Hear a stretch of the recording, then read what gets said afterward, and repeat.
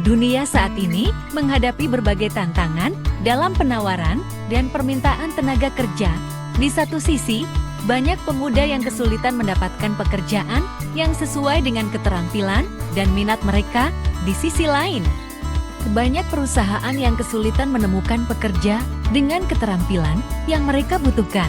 Pemuda memiliki peran penting dalam mengatasi tantangan ini.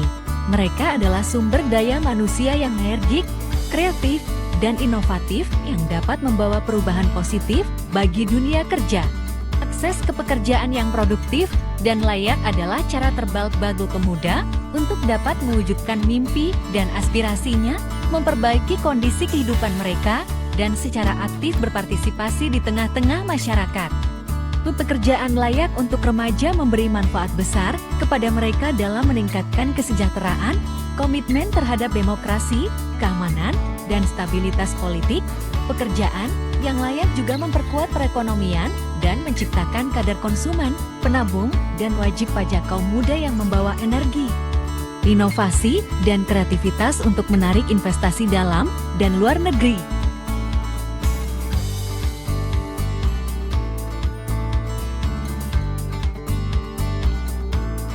Aktivitas pemuda merupakan kunci untuk meningkatkan kesempatan kerja. Undang-Undang Kepemudaan mengelompokkan pemuda pada rentang usia 16-30 tahun, di mana periode usia tersebut mencakup usia sekolah dan usia kerja. Tidak heran apabila mayoritas pemuda akan lebih terkonsentrasi pada kegiatan pendidikan ataupun aktivitas ekonomi bekerja mencari kerja.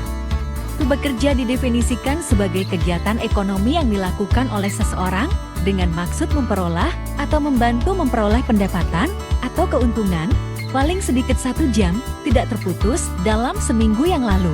Kegiatan tersebut termasuk pola kegiatan pekerja tak dibayar yang membantu dalam suatu usaha kegiatan ekonomi. Hasil Sakernas Agustus tahun 2023, sebagaimana terlihat pada data tersebut menunjukkan bahwa lebih dari separuh pemuda bekerja 55,14%. Namun demikian, masih terdapat sekitar 54% pemuda berstatus pengangguran. Pemuda yang masuk dalam kategori menganggur diantaranya yang sedang dalam proses mencari kerja, mempersiapkan usaha, pemuda yang putus asa, dan pemuda yang sudah diterima kerja, namun belum memulai bekerja. Di lain sisi, bukan angkatan kerja adalah penduduk usia kerja yang masih sekolah, mengurus rumah tangga, atau melaksanakan kegiatan lainnya selain kegiatan pribadi, namun tidak bekerja.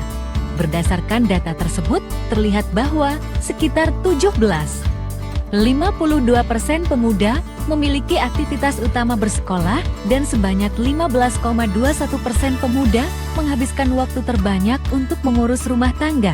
Upaya untuk meningkatkan kesempatan kerja pemuda perlu dilakukan dengan mengoptimalkan pendidikan dan pelatihan, meningkatkan kesadaran masyarakat tentang peran pemuda dalam perekonomian, dan mengoptimalkan regulasi ketenagakerjaan.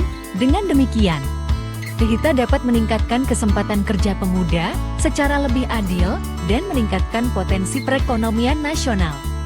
Salah satu informasi yang berkaitan dengan topik yang akan dijelaskan yaitu mengenai pemuda NEET. Pemuda Not in Employment, Education, and Training NEET adalah mereka yang tidak bersekolah, tidak bekerja, dan tidak mengikuti pelatihan.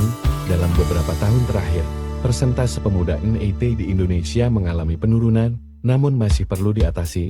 Dalam video ini, kita akan membahas beberapa poin penting terkait fenomena NEET dan upaya yang diperlukan untuk mengatasi masalah ini. Indikator NEET dianggap lebih komprehensif dibandingkan tingkat pengangguran karena melihat dinamika dan keaktifan pemuda dalam pasar tenaga kerja. Dengan demikian, NEET tidak hanya melibatkan mereka yang tidak bekerja, tetapi juga mereka yang tidak bersekolah dan tidak mengikuti pelatihan.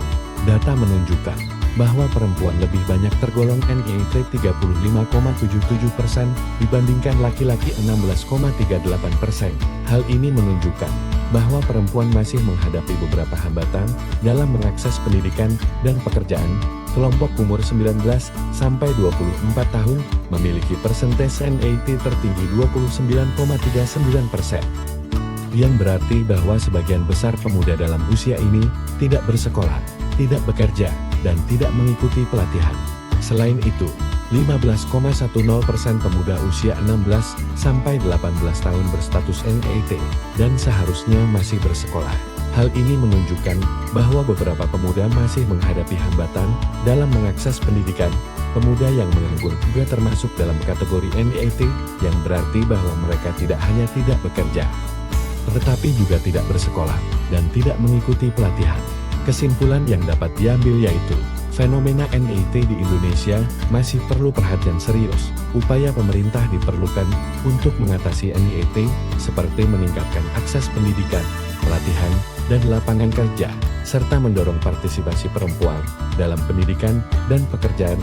Dengan demikian, kita dapat mengurangi persentase NEET dan meningkatkan kesempatan pemuda untuk berpartisipasi dalam Tingkat pengangguran terbuka pemuda di Indonesia merupakan tantangan yang harus segera ditangani. Tingkat pengangguran terbuka TPT pemuda di Indonesia masih tergolong tinggi, yaitu 13,41% pada tahun 2023. Hal ini menunjukkan bahwa 13 dari 100 pemuda yang masuk dalam angkatan kerja tidak terserap oleh pasar kerja. Dalam video ini, kita akan membahas beberapa poin penting terkait TPT pemuda dan upaya yang diperlukan untuk mengatasi masalah ini. TPT pemuda selalu lebih tinggi daripada TPT semua kelompok umur. Hal ini menunjukkan bahwa pemuda masih menghadapi beberapa hambatan dalam mengakses pekerjaan. Salah satu penyebab tingginya TPT adalah rendahnya daya saing pemuda di pasar kerja. Data menunjukkan bahwa TPT pemuda tertinggi terjadi pada kelompok pemuda tamatan sekolah menengah SM 15,94%, diikuti SMP 10,55%, dan kemudian PT 11,66%. Tingginya TPT pada pemuda terdidik menunjukkan adanya potensi tenaga kerja yang kurang termanfaatkan dan berpotensi menjadi ancaman di era bonus demografi.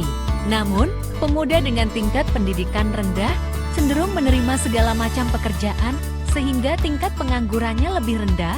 Hal ini menunjukkan bahwa pendidikan memiliki peran penting dalam meningkatkan daya saing pemuda di pasar kerja. Upaya untuk meningkatkan daya saing pemuda di pasar kerja dan mengatasi pengangguran terdidik perlu dilakukan. Hal ini penting untuk mengoptimalkan potensi pemuda dan memaksimalkan keuntungan ekonomi di era bonus demografi.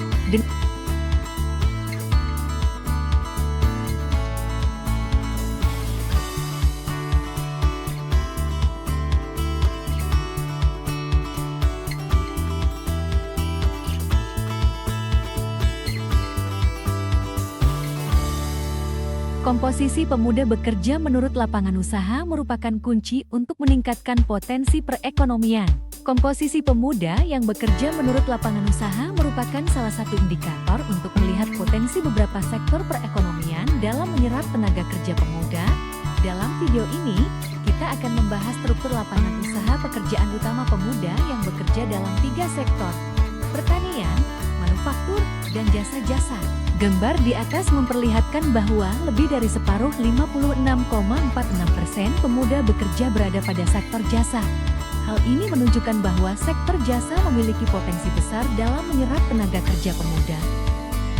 Namun, pemuda di perdesaan yang bekerja di sektor pertanian juga masih tinggi, 5 kali dibandingkan di perkotaan 36,23%. Hal ini menunjukkan bahwa sektor pertanian masih memiliki peran penting dalam perekonomian Indonesia.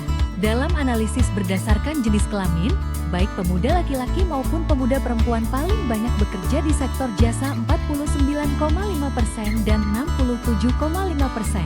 Hal ini menunjukkan bahwa perempuan memiliki potensi besar dalam menyerap pekerjaan di sektor jasa.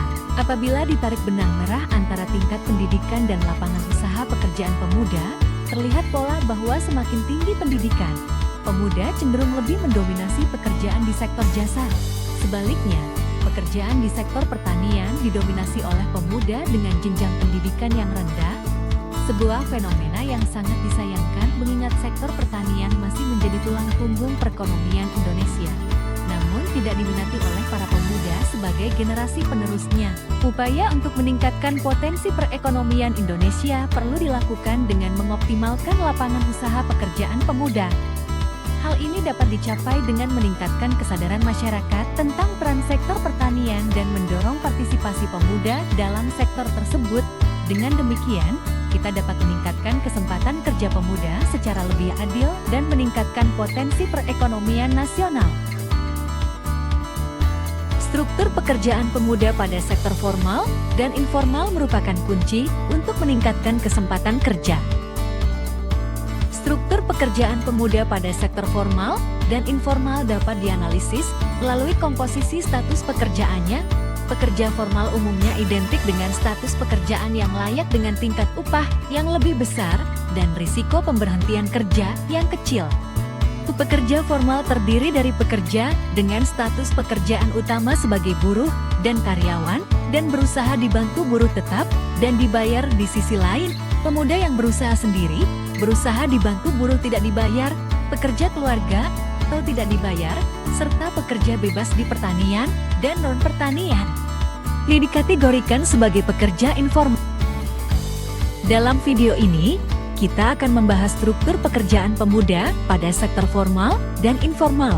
Secara umum, status pekerjaan pemuda pada sektor formal lebih tinggi dibanding sektor informal.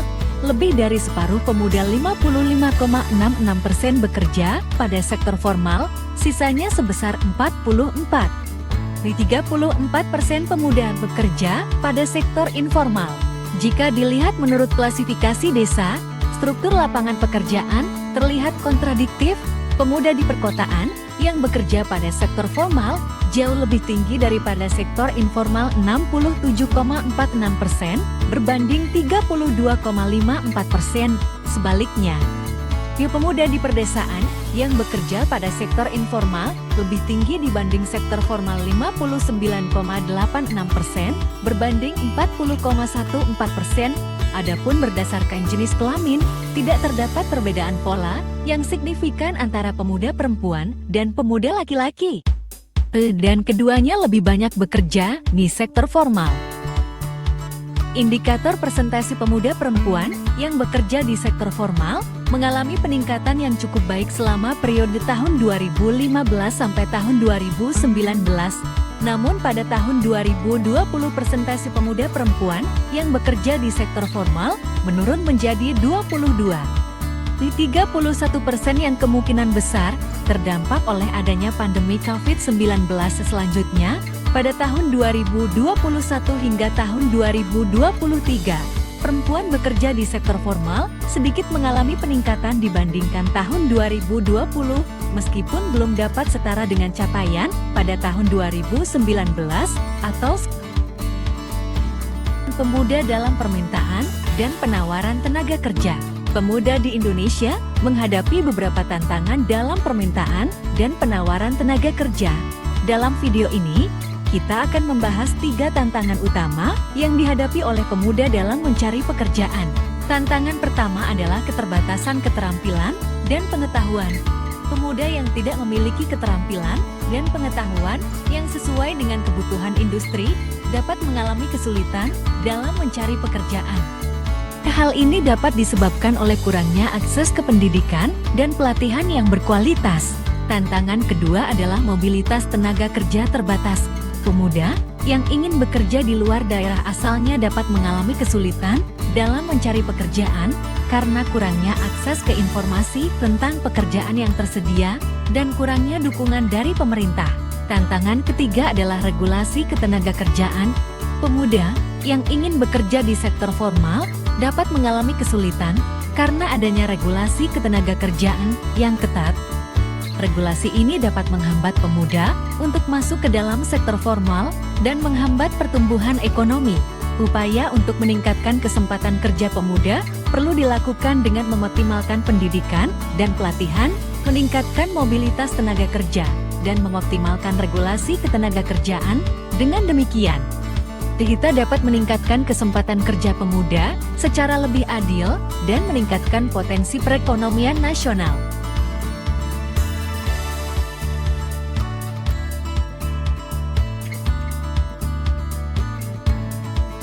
Semakin besar angkatan kerja, maka diharapkan akan meningkatkan kapasitas produktif perekonomian. Tingkat partisipasi angkatan Kerja TTAK pemuda menunjukkan seberapa besar pasokan tenaga kerja pemuda youth labor supply yang tersedia untuk menyokong kegiatan perekonomian. Pemuda yang produktif secara ekonomi ditandai dari aktivitas ekonominya, yakni bekerja. Pemuda dengan kondisi kerja yang baik tentu memberikan nilai pengembalian ekonomi yang tinggi